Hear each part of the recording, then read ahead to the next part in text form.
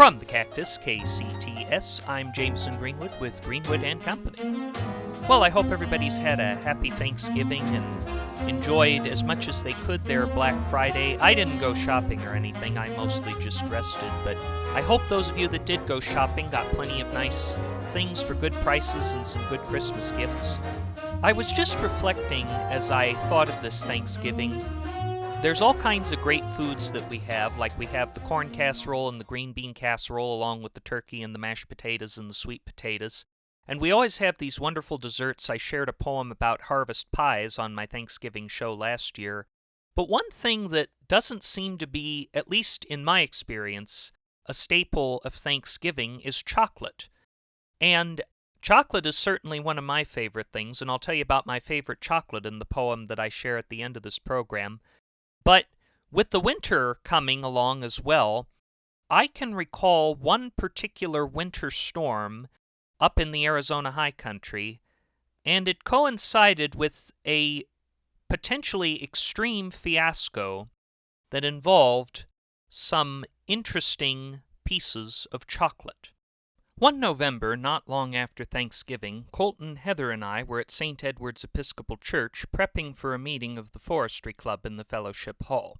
It took no time at all to set up the tables and chairs, and we got a pleasant surprise when Annabelle arrived to help out as well. While Colton and Heather made food for the event, Annabelle and I asked Deacon Ruth if there was any work that needed to be done, and at her request offered to clean the choir room. The wood paneling made the room feel a bit dark, so Annabelle opened the curtains on the small cathedral window to give us some light so we would better be able to see the disorganized piles of sheet music. "Whoa!" Annabelle exclaimed. I turned around fearing I had inadvertently done something that revealed my crush to her, but her bewitching green eyes were glued to the glass in the world outside. When Colton, Heather, and I first arrived at the church, the weather was fine. However, what we saw out the cathedral window was a gray sky, snow dropping, and piles that were close to 12 inches. "Deacon Ruth," Annabelle called, "have you seen how much snow there is outside?" The deacon, who had been playing Angry Birds on her iPhone after a call to parishioner went to voicemail, rose from her chair to take a look. "It's worse out here." We followed her to the front windows of the Fellowship Hall, looking out on San Jose Avenue below. The grass, streets, and sidewalk were covered in white, and the color of the passing Korean sedan with its headlights, along with the brick bungalows and the bell towers of Nativity Catholic Church across the street, could hardly be discerned. "Oh, rats, I guess we're going to have to cancel the meeting," Colton said. Colton, a passionate environmentalist who had been looking forward to this meeting all week, was rather crestfallen, but the crests of his mood rose a bit when he realized that many in the Forestry Club group chat were of the same viewpoint. "There's nonstop snow until tomorrow night," Heather read in the weather app on her phone. "Guess we should all go home," Colton shook his head. "But is it safe to drive?" asked Annabelle. "You can all come stay at my house if you need to," Deacon Ruth said. "It's half a block away, and I've got a gas heater and 2 extra bedrooms no one ever stays in." "I'm good with that," Colton smiled. We all agreed to spend the night at Deacon Ruth's for safety, which we figured would be a better option than staying at the church, whose turn-of-the-century furnace system was constantly needing repair, and where there was no guarantee the small shower stall in the basement would have warm water. Deacon Ruth's house was a gray-sided ranch with brick facades that looked like the perfect image for a Hallmark Christmas card, even though the string of lights and the stars she kept between the windows had yet to be hung. The deacon had a flair for decorating, and every room looked like it must have been featured in Better Homes and Gardens, or as a set for the family home in a John Hughes film. Victorian wallpaper, cherry wood tables, and phthalo green sofas, along with paintings of the Vermont countryside and Yale Divinity School, gave it a prestigious feeling. The only thing that made it clear that a unique person like Deacon Ruth lived there were the crosses and Eastern Orthodox icons she kept in the entryway, the Navajo blanket hanging above the hearth, and the Coca-Cola collectibles in the kitchen, which she collected while working as an executive for them before she entered the ministry. Ironically, Deacon Ruth had no Coca-Cola in her refrigerator, but cooked us a pair of DiGiorno pizzas which were paired with mini bell peppers, sparkling waters, and some Marrakesh mint tea the deacon had purchased on a pilgrimage to Canterbury Cathedral. "I don't have much in the way of dessert," the deacon said, as she searched through her pantry when she went to make more tea. "But I forgot I had these." She pulled out some square chocolates in royal blue wrappers. It was a brand I'd never heard of. Tittlemouse, like Miss Tittlemouse from the stories of Beatrix Potter. "Are these British?" Heather asked, faking a Cockney accent. "They are, my dear Eliza," the deacon replied, using received pronunciation and alluding to Heather's performance in My Fair Lady. "Let me see. 1, 2, 3, 4, 5. One for each of us. I'm sorry it's not a bit more." "These are great," Annabelle smiled. "I'm actually still a bit full from those DiGiorno's," I said, setting mine aside. My 3 friends nodded in agreement. Our chocolates remained unopened as we sat at the deacon's table and continued our after-dinner conversations over authentic British tea. Wanting to seem proper for a woman of the cloth, we college kids tried to keep the conversation focused on the Bible, theology, and Christian best practices, but after a conversation about Balaam's donkey and the Book of Numbers shifted our discussion to Eeyore, we derailed and discussed the secular world, Winnie the Pooh and other children's books, Coca-Cola, etc. When it came time to turn in for the night, Heather and Annabelle decided they would sleep in one guest room with a queen bed, and Colton and I decided we would sleep in the other one with 2 twin beds. Being college students, Colton and I weren't ready to go to bed at that point, so he sat on his bed trying to play a game of Pokemon Go, but since he couldn't go out in the snow to find any Charmanders or Porygon Zs, he switched to playing some game involving sorting different colored objects together. 2 Dots, I believe it was called, while I tried to get away from my inability to sleep by sitting in a nearby captain's chair and trying to write. Finding myself troubled by writer's block, I decided to finally eat the little Tittlemouse chocolate that Deacon Ruth had given to me earlier. I hadn't yet had a chance to put it in my mouth, but I had touched it to the point it could have melted a bit on my fingers. From there, I stood to get my water from the nightstand, and as I walked back to the captain's chair, there was a light but urgent knocking at the door. Colton answered, to find Heather at the door, Annabelle behind her, their eyes wide with fear. "Did you guys eat those chocolates that Deacon Ruth gave us?" Heather asked. Now, Heather's expression, along with the question, struck me as a sign that I shouldn't eat the chocolate. But before I can tell you about why she was asking us, we have to take a short break, and when we come back, we'll figure out what Heather learned about the chocolate and whether or not I actually ate it. You're listening to Greenwood and Company on KCTS.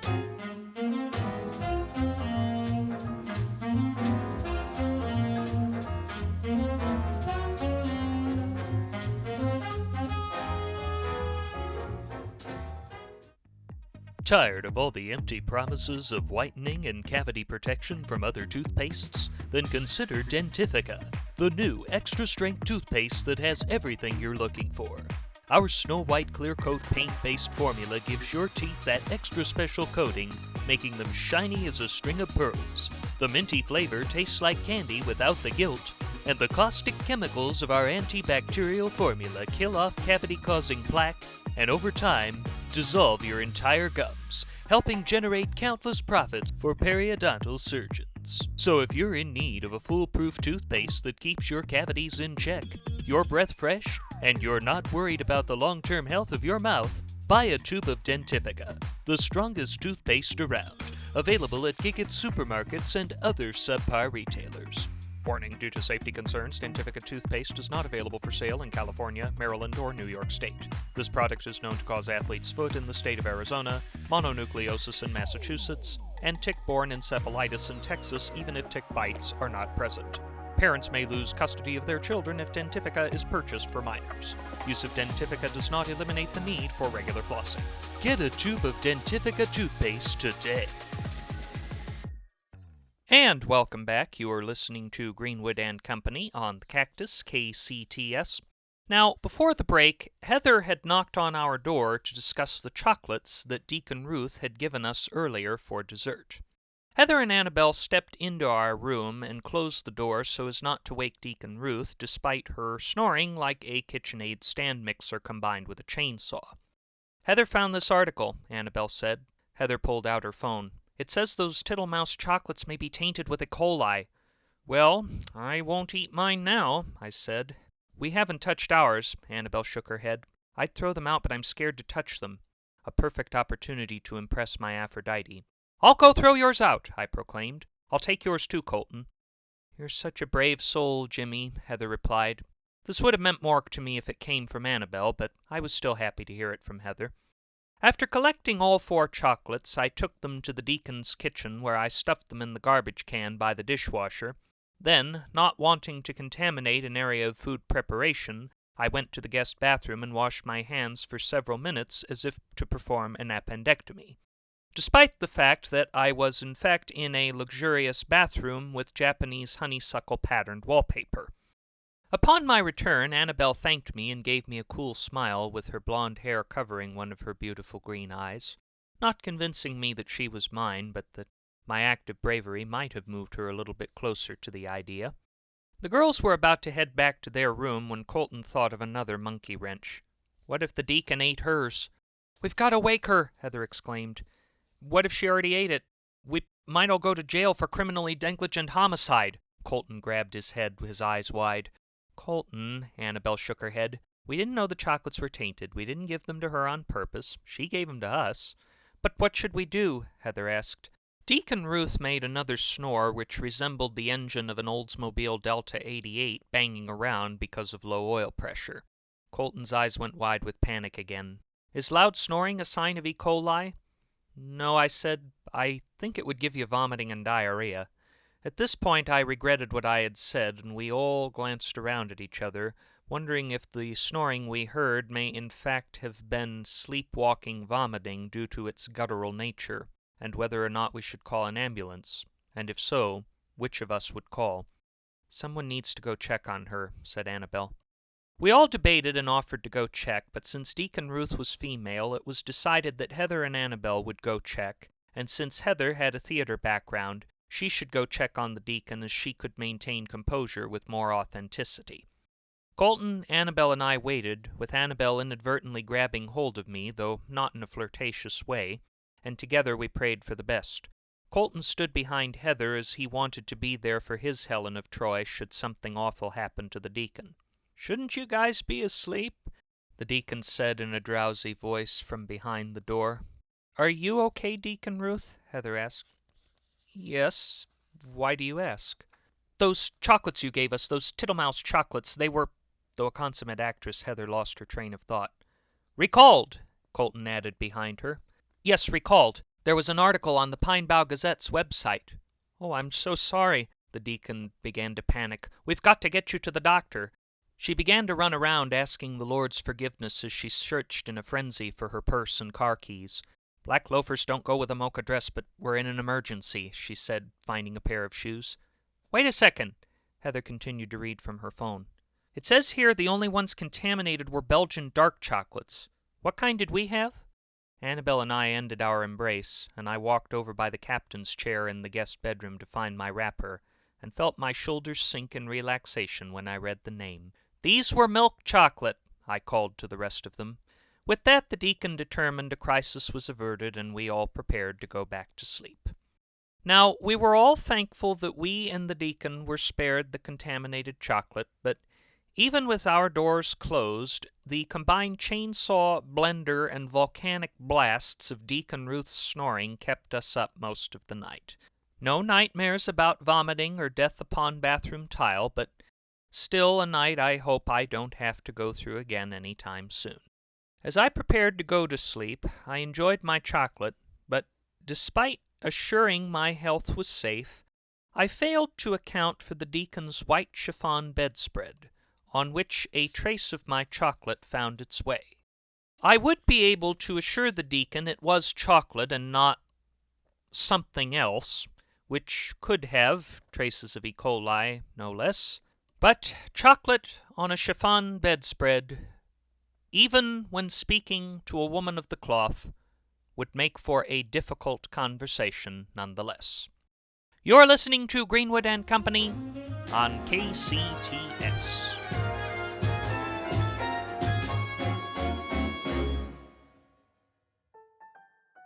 Winter holidays are happier with Hobbs Wellington department stores, especially if you have an unanticipated appliance replacement this Christmas. Roast your turkey and bake your Christmas cookies in a Hobbs Wellington exclusive double wall oven. with flashover-sized flames for maximum danger and cooking efficiency.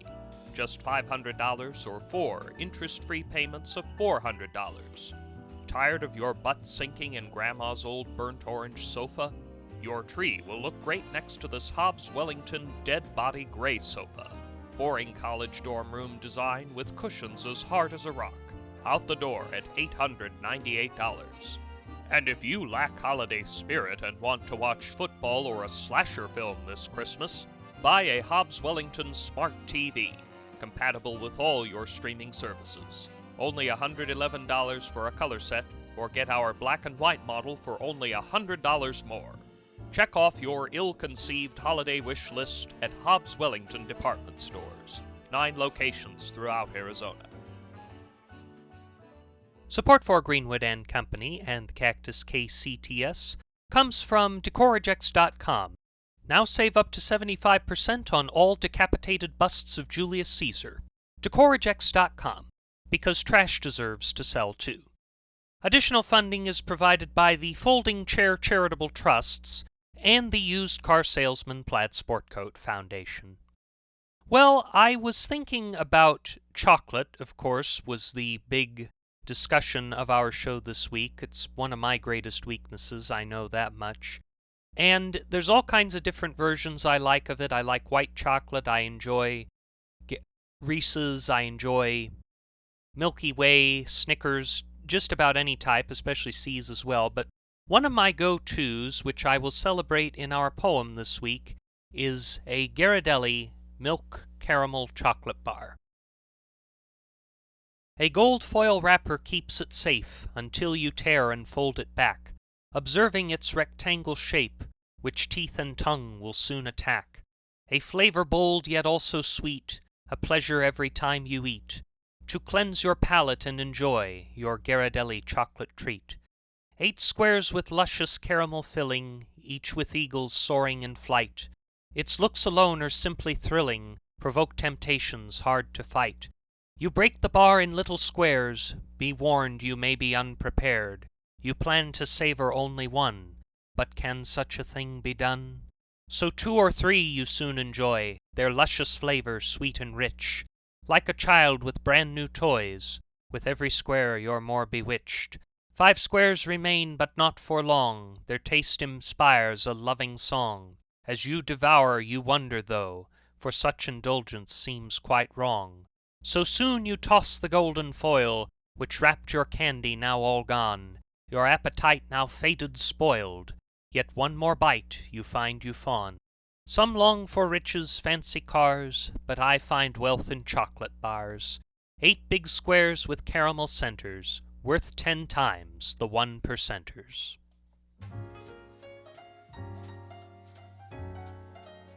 That brings an end to this week's Greenwood & Company. Our show was created and hosted by yours truly and was written by him along with James Salison and Minnesota Martinez. The engineer is Ivan Crosby.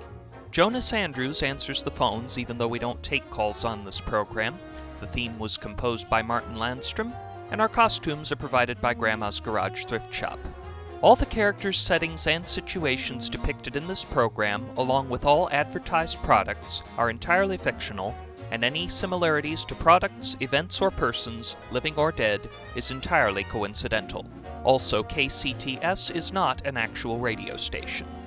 Be sure to visit our website at JamisonGreenwoodPodcast.com to learn more about Greenwood & Company, and make sure to follow us on the podcast platform of your choice and share with your friends on social media.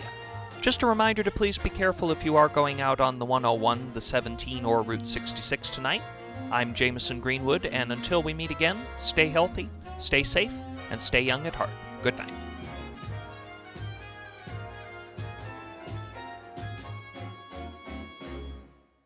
This is KCTS FM Phoenix. Stay tuned for Lacking in Substance.